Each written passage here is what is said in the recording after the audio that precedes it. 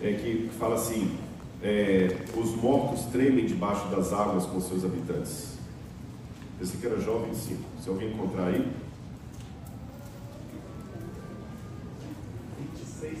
26:5. Ah, tá certo, é isso mesmo, 26:5, eu estava com 25:6 aí, 26:5. Os mortos tremem debaixo das águas com seus moradores. Na verdade, no hebraico não está mortos, não, está os refaínos gigantes, os paquidermes, os monstros caóticos tremem debaixo das águas com seus habitantes. Vocês estão notando que na cultura popular de hoje, não na Bíblia, na cultura popular, o inferno é um lugar quente que está debaixo do fim da terra, né? No fundo da terra. A Bíblia não diz isso, mas a cultura é isso. Um desenho animado mostra o sujeito pegando o elevador para subir para o céu, descer para o inferno, não é sempre assim? Na cultura popular daquela época, o lugar caótico e infernal era a profundeza das águas. A Bíblia, preste atenção no que eu vou dizer, a Bíblia não é, letra A, fruto da cultura que ela foi criada.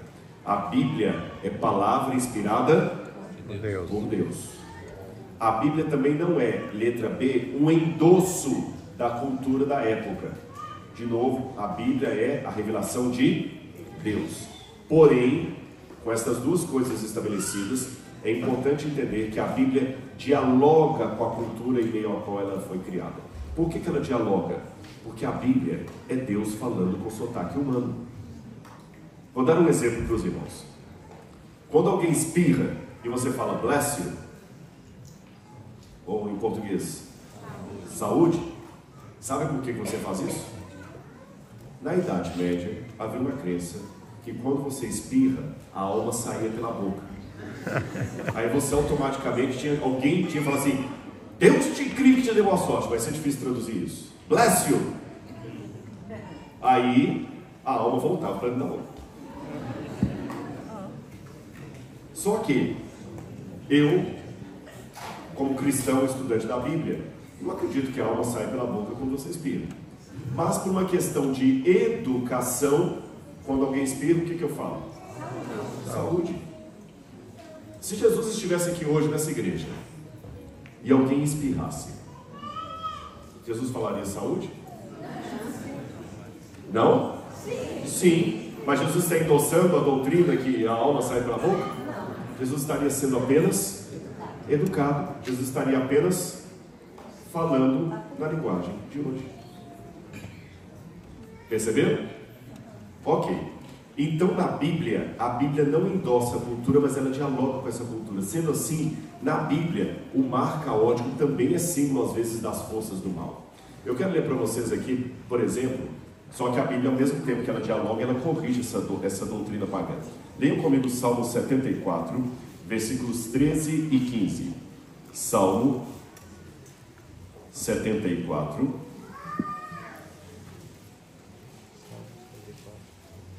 versículos 13 e 15. Olha o que Deus diz. Tu, com o teu poder, dividiste o mar, esmagaste sobre as águas a cabeça dos monstros marinhos. Olha o 14 também. Despedaçaste as cabeças do Leviatã e deste por alimento as criaturas do universo. Tu abristes fontes e ribeiros, secastes rios caudalosos. Então o poder de Deus, para dialogar com aquela cultura, é demonstrado como sendo aquele que tem autoridade sobre águas. Interessante. Isaías 27, versículo 1. Isaías, capítulo 27, versículo 1. Naquele dia, com a sua espada terrível, grande e veloz, o Senhor esmagará o Leviatã, a serpente veloz, o Leviatã, a serpente sinuosa. Ele matará o monstro que está no mar. Perceberam? Então a Bíblia, ela dialoga, mas ao mesmo tempo corrige. É Deus que tem esse poder. Querem outros exemplos bíblicos? Apocalipse capítulo 13. Fala da besta que surge do mar. Jó, quando vê Deus lutando contra dois animais, o Leviatã e o Behemoth, Deus luta contra a serpente do mar. Quando você vai a Daniel capítulo 7, fala que um vento, olha que interessante, o vento agitava o mar. Vamos ler essa passagem? Daniel capítulo 7. Daniel capítulo 7, versículo 1.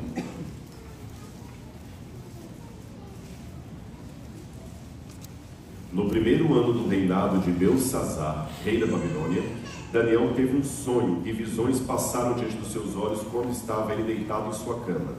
Logo depois, ele escreveu o sonho, fazendo um resumo de todas essas coisas. Daniel disse: eu estava olhando durante a minha visão da noite, e eis que os 4 ventos do céu agitavam o grande mar. O que é que nós temos aqui? Água e vento.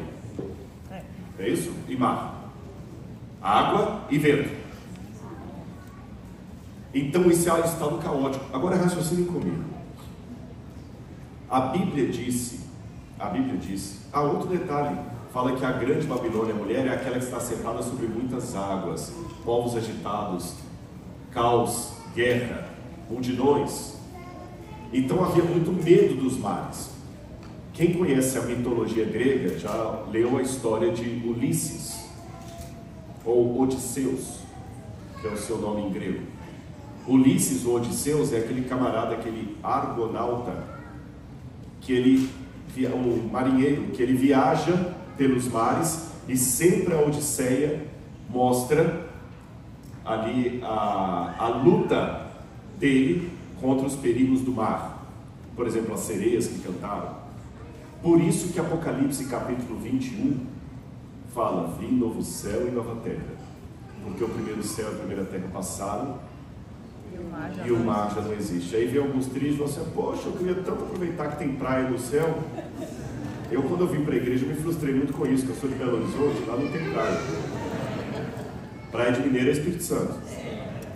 Aí eu falei: não, mas no céu vai ter uma praia bem legal, não pode da minha casa. Aí eu, quando mostraram na Bíblia lá, não vai ter praia, poxa, não, irmãos, fiquem tranquilos, mineiros como eu, vai ter praia no céu sim. Quando João fala, o mar já não existe, ele está falando em que sentido? Ele estava numa ilha, cercado de água por todos os lados. O mar para João era a distância de quem ele mais amava, era a prisão dele.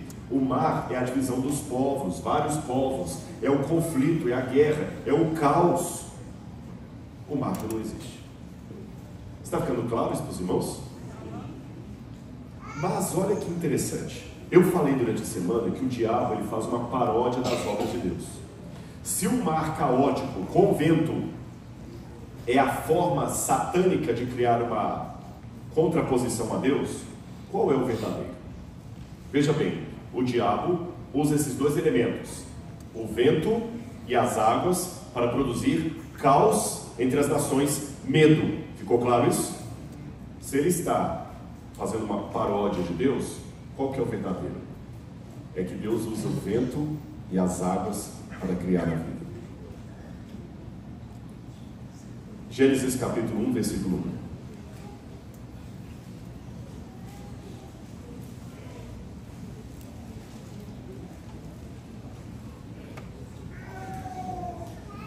No princípio criou Deus os céus e a terra. A terra era sem forma e vazia. Havia trevas sobre a face do abismo, o mar, e o Espírito de Deus movia sobre as águas. A palavra Espírito, em hebraico, é ruach. Ruach é a mesma palavra para vento. Tá certo? É a mesma palavra para vento. Espírito. Então o Espírito de Deus, que é uma pessoa, aparece na forma de um vento espalhando as águas. Essa expressão pairava sobre as águas, rahá, em hebraico. Eu estou parando para ajudar o tradutor. Rahá, em hebraico. Essa palavra ilustra um pássaro batendo as asas em cima de um lago. Imagina a cena: um pássaro grande batendo as asas. E o que acontece com a água? Se agita. É esse o sentido aqui. O Espírito de Deus pairava sobre as águas. No batismo de Jesus, você vai ter a mesma cena. Jesus sai da água e o Espírito de Deus desce em forma de pomba, batendo as águas. Perceberam a semelhança? As águas, então, na Bíblia representam a vida com o vento, com o sopro de Deus, com o Espírito de Deus. Olha o fim do dilúvio. Gênesis capítulo 8, versículo 1. Gênesis capítulo 8, versículo 1. Então Deus se lembrou de Noé e de todos os animais selváticos e todos os animais domésticos que estavam com ele na arca. Deus fez soprar um vento sobre a terra e as águas começaram a baixar. Repetiu a criação. No princípio, o vento, o Espírito de Deus, a pessoa do Espírito Santo, bateu as asas, soprou sobre as águas e surgiu a vida. Depois do dilúvio, o mesmo Espírito de Deus soprou as águas e renasceu a vida pós-diluviana. Jó capítulo 28, versículo 25. Jó capítulo 28, versículo 25. Posso ler na minha tradução? Quando Deus regulou o peso do vento e fixou as medidas das águas. Olha a maneira de falar do controle de Deus. Regulou o vento e fixou as medidas das águas. Salmo 65, verso 7. Esse aqui é interessante. Vai começar agora a desvendar o mistério de por que os discípulos ficaram tão admirados de Jesus acalmar o vento e as águas. Salmo 65, verso 7. Tu acalmas o rugido dos mares, o ruído das ondas, o tumulto dos povos. Olha o que o Salmo fez. Colocou o símbolo, a interpretação dele, e falou quem tem autoridade para acalmar aquilo. Quem? Não ouvi. Quem? Deus. Tu acalmas o rugido dos mares, o ruído das ondas, o tumulto dos povos. Salmo 89, verso 9.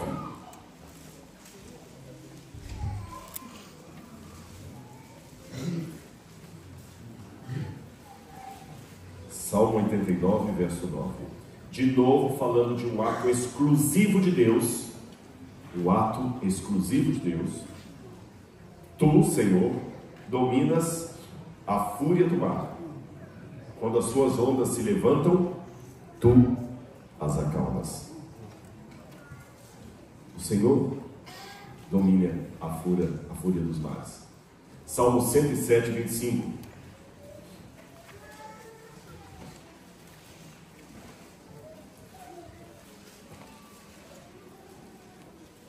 Mais um aqui. Pois Deus falou e fez levantar um vento tempestuoso que elevou as águas do mar.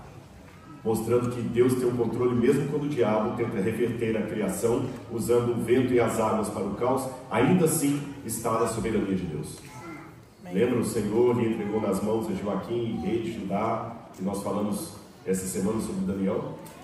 E uma última passagem que eu quero ler para vocês. Provérbios 30, verso 4.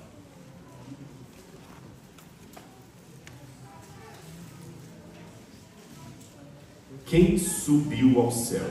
Olha, essa pergunta é retórica. Jesus até falou assim, Jesus vai falar disso, né? Quem subiu ao céu? Quem de lá desceu? E depois em Atos também vai estar na pregação do apóstolo. Quem subiu ao céu e desceu? Quem pegou o vento com suas mãos? Quem amarrou as águas com a sua roupa? A resposta óbvia, unicamente Deus. Quando Jesus opera aquele milagre, os discípulos ficaram realmente admirados. Por quê? Quem tinha autoridade sobre as águas agitadas pelo vento? Somente Deus. Somente Ele. É por isso que eles se admiraram. Isso aqui é um texto que mostra a divindade de Jesus. Porque ressuscitar o morto realmente é algo extraordinário. Porém, profetas ressuscitaram mortos no Antigo Testamento. Expulsar um demônio ou uma legião de demônios é algo extraordinário. Porém, Davi, com a sua música, espantava os demônios de Saul. Multiplicar pães e peixes é algo extraordinário. Porém, Elias multiplicou o azeite da viúva. Mas acalmar os ventos e os mares daquele jeito, só Jesus. E tem mais um detalhe nisso aqui. Existe algo do passado que fazia parte do ensino deles, que a gente chama de ato profético. O que é o ato profético? Numa época que não havia PowerPoint, não havia livro para cada um ficar, os professores teatralizavam a sua mensagem para torná-la mais emblemática, ou para ilustrar, ou para chamar a atenção do que ele queria dizer. Nós temos isso na cultura grega. Era um ato geralmente assim, estranho, fora do comum, que despertava duas coisas no auditório. Opção A, curiosidade. Por que você está fazendo isso? Opção B, é tão óbvio que não precisa explicar. Suponhamos que eu tenho um grande amigo, que todo mundo via com ele aqui, amigo, sócio, e ele me traiu. Roubou tudo que eu tinha, tomou a minha empresa, e todo mundo ficou sabendo. E depois de muito tempo, eu consigo reerguer os meus negócios e vou abrir minha nova empresa. E aquele que me traiu chega lá para confraternização. E na frente de todo mundo, quando ele vem me cumprimentar, eu só tiro a mão dele e faço assim. Eu não preciso explicar. Todo mundo entendeu que eu não aceito o cumprimento dele. Os judeus, quando morre alguém na família, ele pega a roupa e rasga. É um ato teatral para mostrar minha dor. Diógenes andou com uma lanterna acesa nas ruas de Atenas e depois em Corinto durante o dia. De dia, com uma lanterna acesa. Um ato estranho. Quem vai ligar a lanterna de dia? Quando as pessoas perguntavam, por que você está com a lanterna acesa de dia? Ah, que bom que você perguntou. Eu estou procurando um homem justo. Oséias pegou uma mulher da vida da prostituição, adúltera, Gomer, deu o braço para ela e começou a desfilar com ela, com uma preciosa dama da sociedade. Quando todos perguntaram, por que você está fazendo isso? Ah, vocês perguntaram? É assim que o Senhor está tratando vocês que traíram o Senhor. Isso chama-se ato do profeta. É usar uma encenação para imprimir uma mensagem. É assim que eles raciocinavam na época. Ficou claro para os irmãos isso? Jesus fez um ato desse no navio. Jesus deixou a água surgir para despertar fé nos apóstolos e revelar quem ele era. Mar, acalme-se. Eu sou Deus. Mas eu quero terminar esse sermão com uma nota. A Bíblia fala que Jesus estava, enquanto as águas se agitavam, Jesus estava dormindo. Imagine você no barquinho ali no meio do mar da Galileia, com medo de toda a questão que o mar representa, e Jesus dormindo. E eles agitavam, e Jesus dormia. Parecia até um contraponto do que aconteceria no futuro, quando Jesus também os agitou, lá no Jardim das Oliveiras, eles estavam dormindo. Jesus, orem comigo. Agora era Jesus que estava dormindo. Se Jesus ali pediu para eles orarem com ele, eles também se sentiram traídos. Mestre, ajuda a tirar água do barco, faz alguma coisa. O senhor está dormindo, então olhe para mim nesse momento. Você que está em casa, você que está aqui, olhe para mim. Você pode esquecer de tudo que eu falei nessa manhã, mas lembre-se disso. Você está no barco agitado, com medo dos demônios, e Jesus está dormindo. Muitas pessoas que estão aqui, que são visitantes, que vieram porque algum amigo trouxe. Você veio para cá, mas ninguém sabe que você está no mar agitado. And Jesus is sleeping. he's living? Where is Jesus when we need it? When we need him? Why? He don't answer my prayer. Why Jesus do not talk with me? Why Jesus do not tell anything to my heart? Por que não fala nada? Eu quero chamar a Priscila aqui para cantar uma música. Mas eu não posso sair dessa igreja sem fazer um apelo especial para alguém que talvez está precisando nessa manhã de ouvir a voz de Jesus. Eu quero dizer para você, preste atenção, pode vir para mim agora. Quer acordado, quer dormido, consegui. Quer acordado, quer dormido, Ele está no barco. Acredite no que eu estou falando. Ele está no barco. Jesus is on board. Jesus is on board. He loves you. Believe it. Jesus is on board. Ele está no barco. Mesmo que a sua oração não esteja sendo respondida, ela está sendo ouvida. E enquanto a Priscila canta, se você precisa de uma oração especial, se eu estou orando por alguém que precisa aceitar Jesus como seu salvador pessoal, chegou a hora. Vem aqui à frente, nesse passo de fé, que eu quero orar por você. Eu quero interceder por você nesse momento, porque Ele está à porta. Que Deus abençoe você. Tome a sua decisão.